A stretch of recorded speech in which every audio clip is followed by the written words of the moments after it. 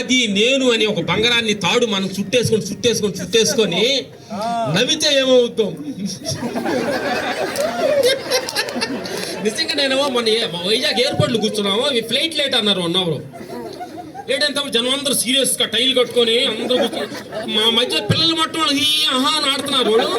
అంతా వాళ్ళ ఫాదర్స్ అంతా కాలు మీద కలిసుకొని టై కట్టుకొని ఆమె show fight master show software అయినా రేంజ్లోనే వాళ్ళు అలా తలలు తిప్పుతున్నారు, కానీ నవ్వు రాట్లా. మాకు డౌట్ వచ్చింది, పిల్లలు హ్యాపీగా ఆడుతున్నారు వీళ్ళు, మీకేమైపోయే కాలం వచ్చింది మీద కూర్చున్నారు.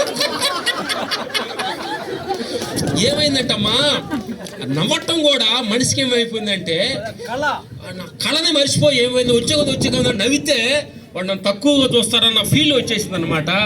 అందుకని అలాంటి కాకుండా మీకు ఈ గుడాకేస్ అనే ప్లేస్ వచ్చారు కాబట్టి మీ ఇష్టం వచ్చాడు నవ్వండి, దానికి ఎవరిని అభ్యర్థం చేస్తే ఇంకా నవ్వండి. పిచ్చోడు అనుకోండి,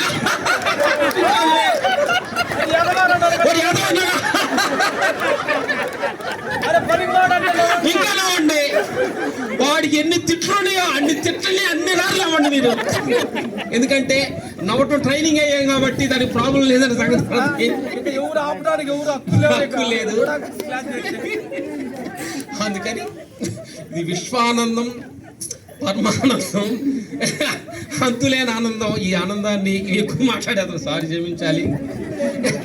మమ్మల్ని కొంచెం మేము మీడియా ముందు మాట్లాడినప్పుడు రామలక్ష్మణ్ నవ్వుతారండి అన్నాము, ఏడకి వచ్చిందా మా నవ్వు 0 అయింది. మీ అందరూ చూసిన తర్వాత నాకు యాక్చువల్గా మమ్మల్ని అందరూ అప్పుడు మీరు నవ్వుతూ మాట్లాడతారంటప్పుడు మాకు ప్రౌడ్గా ఉండేది. గుడా క్లాస్ కాల్కి వచ్చినారు మా చుచుబి నవ్వు. ఈ నవ్వు ముందు మాదంతా చోటా నవ్వు, ఇది బడా నవ్వు.